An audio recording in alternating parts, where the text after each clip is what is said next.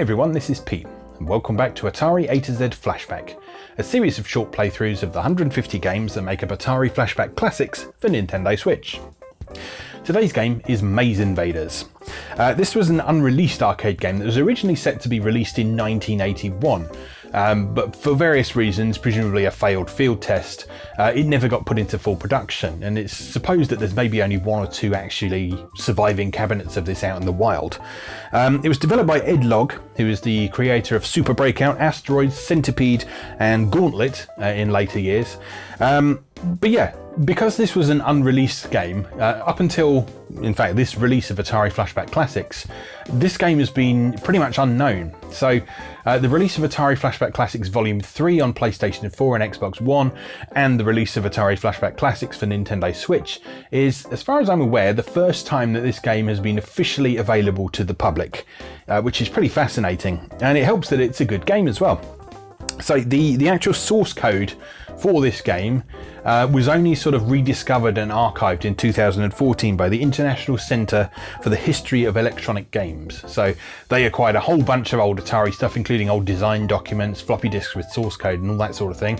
And among all that stuff was Maze Invaders. So as part of that archiving process, we're now able to play Maze Invaders on modern systems. Isn't that exciting? Okay, so let's go and play Maze Invaders. Okay, here we are with Maze Invaders. So this is a really interesting inclusion in this package due to the fact that it was unreleased in the first place. And it's a really cool game as well. I really like this game. So let's jump right in and have a go. So there is a watermelon in maze number 1. Let's start there. So, way this works, it's kind of vaguely Pac-Man-esque. In that it's set in a maze and you're trying to eat things, but the similarities kind of end there because you can shoot. Also, you play a happy little tune while you're wandering around. And also, rather than unfolding on one single maze, we have a collection of interconnected rooms.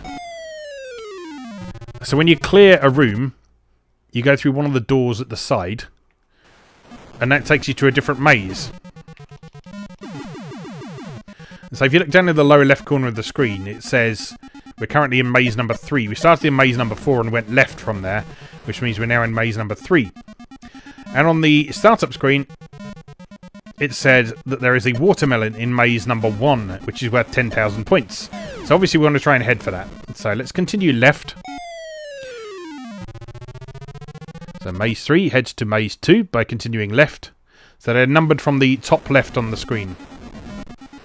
Now, the other interesting thing in this game is the fact that each maze has its own sort of hazards. So in this one, there's a kind of constant current of wind blowing from the top of the screen. So you're constantly being pushed down. And of course, all those walls are moving as well. And there's our extra life with the extra life noise straight out of Centipede. And there's our watermelon.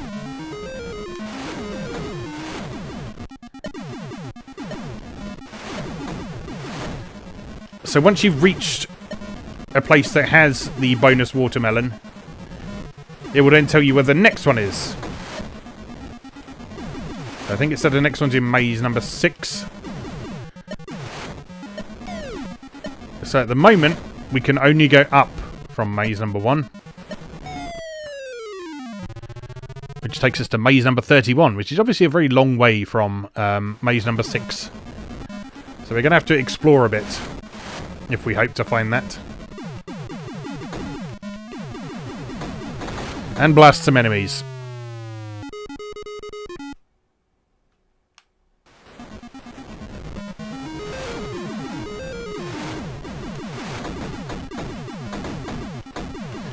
So the nice thing about the shooting mechanic is that every enemy reacts a little bit differently to being shot. So for example, those sort of spinning fan blade things, those will just stop when you shoot them. Whereas the swirly rectangular things, they will actually be destroyed by shots. These things will shoot at you when you're in their line of sight.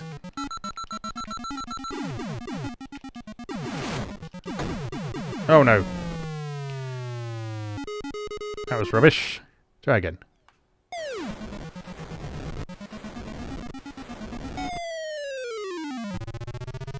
Okay, so we're now in maze number 32.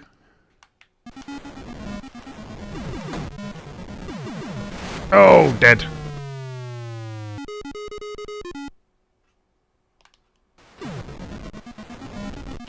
So the kind of didded stuff on the ground, that slows you down. So when you're moving around, you need to bear that in mind. Especially when you're trying to escape certain enemies.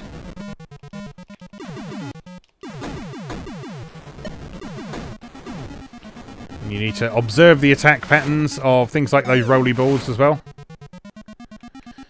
Right, now we've only got red doors. So you can still go through those, but I think they just take you to places you've already been. But then you still have to complete that level, so...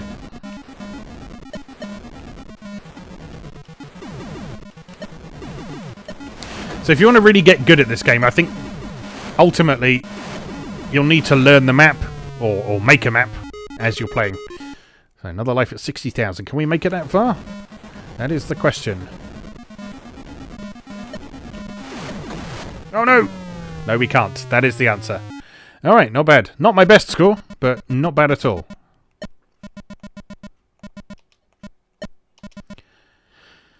Okay, and we can continue as well, which is quite unusual for an Atari game. So, continue previous game, Maze 2. Or you can just start from one of the other games if you want, one of the other areas if you want to. So, let's just start again. But yeah, it was actually quite unusual to see a continue feature in Atari games from this period, just because of the nature of most of the games didn't really make sense to include a continue feature. There are exceptions, of course, obviously. Something like Crystal Castle would have been fine with the continue feature. It would have made a lot of sense there, but yeah, if you consider something like Centipede or Missile Command, I guess it would have kind of still made sense there, but... These games were designed to test your skill and for your score to be a reflection of your overall skill at the game. So, sort of being able to credit feed your way through to the end wouldn't really make sense, particularly as most of these games didn't have an ending. So back when we explored Crystal Castles, you may well remember that that game was one of the first games to actually have a definitive ending.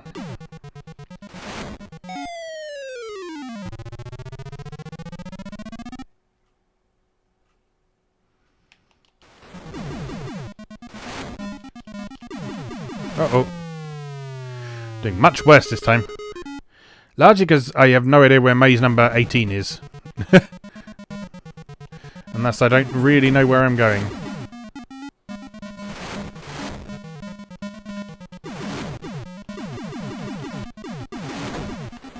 Yeah, I really like this game because it's unusual and original. And it's quite accessible too. So, although... it might look a bit more complicated than sort of some of its contemporaries. It's very easy to understand. It's very, very generous with the extra lives. Which is quite unusual to see from the time. And there's just a ton of variety to it. We've got all these different mazes, all these different enemy types to deal with. Just different colour palettes for each screen makes a huge difference. Once again, we've got a character with some personality to it. I don't know what he's called, but he does have a certain amount of personality to him, at least. Right.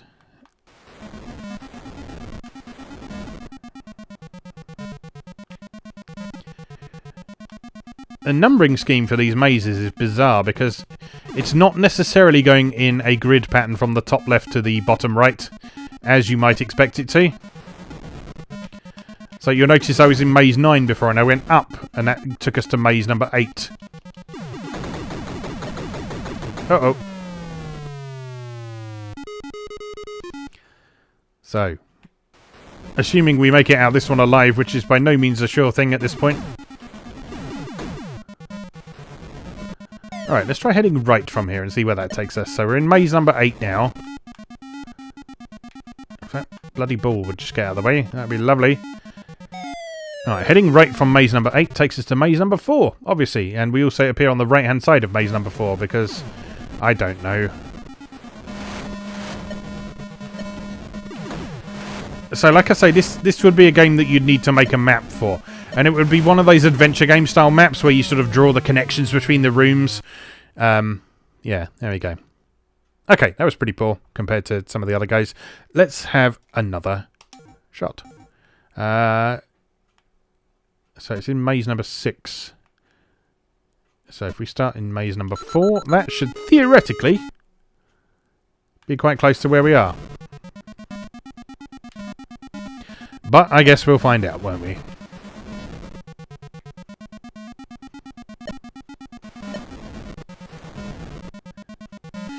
There's just quite a nice feel to the controls in this as well. I don't think they're analog. But they're just very responsive and snappy, and it feels good to control him.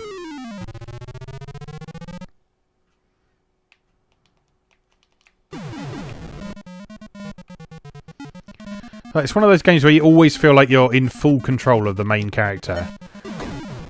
But there's also a bit of a feeling of physics to it as well. So he feels like he's got a certain amount of weight to him as well. It's probably quite hard to get that across in the video. It's all about the feel of the controls and how what you see on the screen relates to what you feel your hand's doing.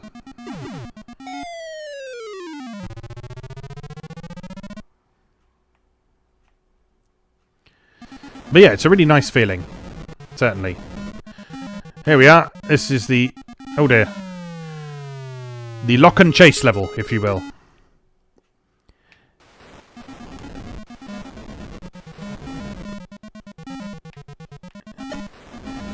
I believe this was after Lock and Chase. I'm not sure entirely what year that came out in, but yeah, it wasn't at all unusual to see sort of turnstiles in this kind of game. If you've ever played Munchkin, or KC Munchkin, on the Magnavox Odyssey 2, or Philips G7000 video pack computer, then, if I remember correctly, there are some turnstiles in that as well. Oh no! No! That's mean. Inevitable death right there. Alright, guess we're going this way.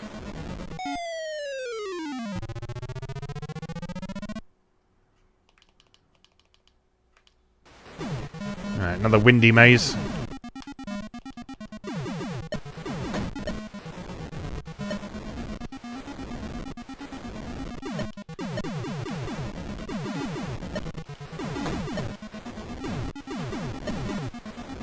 But again, stuff like the rolly balls, you can learn to understand their movement patterns, how they work.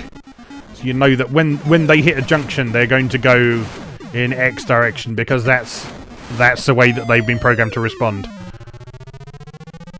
Maze 26. That's not Maze 11.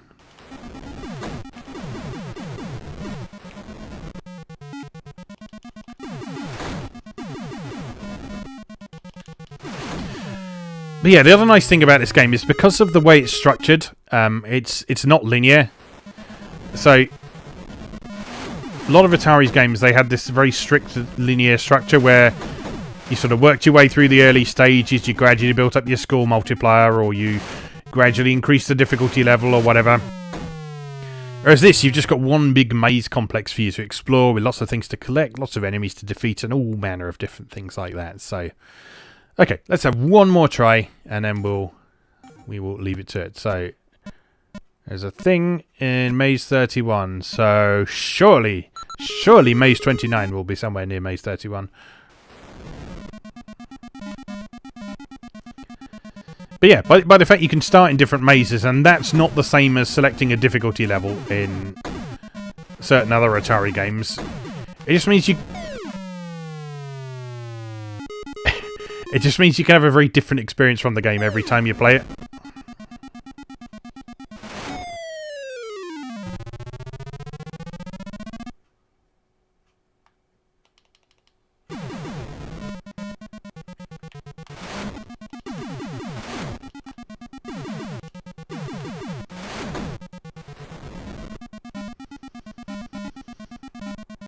quite like these ones that are just wide open. It just adds a really interesting angle on the gameplay. So it almost turns it into a straight shooter rather than a maze game.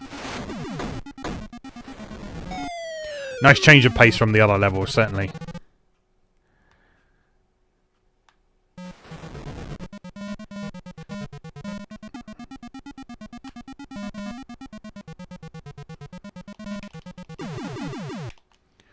Shoot before you get shot. Oh, a blue door. What does that do? Special bonus, 5,000 points. Yeah, so lots of things to discover in this. Lots of sort of secrets and bonuses and special bonuses, and there's probably some warps and skips and stuff all over the place as well.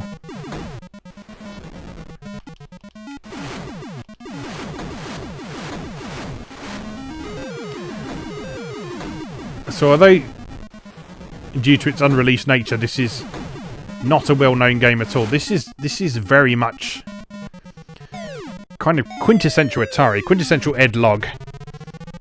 Very similar to his other games. There's a lot in common with those. I mean, we've already heard the use of centipede sound effects in here, such as that bonus noise for getting an extra life. Yeah, I really like this game. This is one of my favourite games in the whole Flashback Classics collection. And it... oh no. And it's a real crying shame that it's only just become sort of available for people to play, because it's a great game. I'm having difficulty understanding why this would have failed its field tests. Just because it's a really enjoyable game. I just guess people weren't ready for it or whatever. I don't know. I'm not sure what there is to not be ready for in this. It's similar to other stuff at the time, but with its own twist.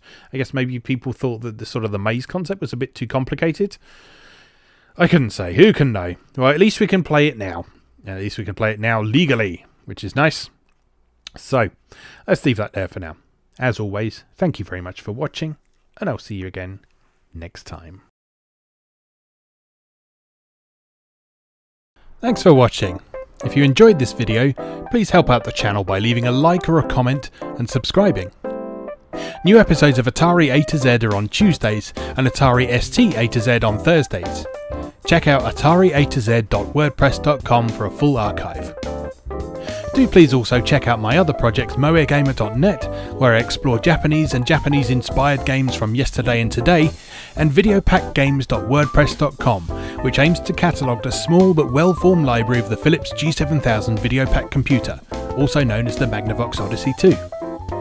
You can also support my work on Patreon or buy me a coffee. You can find links to do both down in the video description. Thanks again, and I'll see you next time.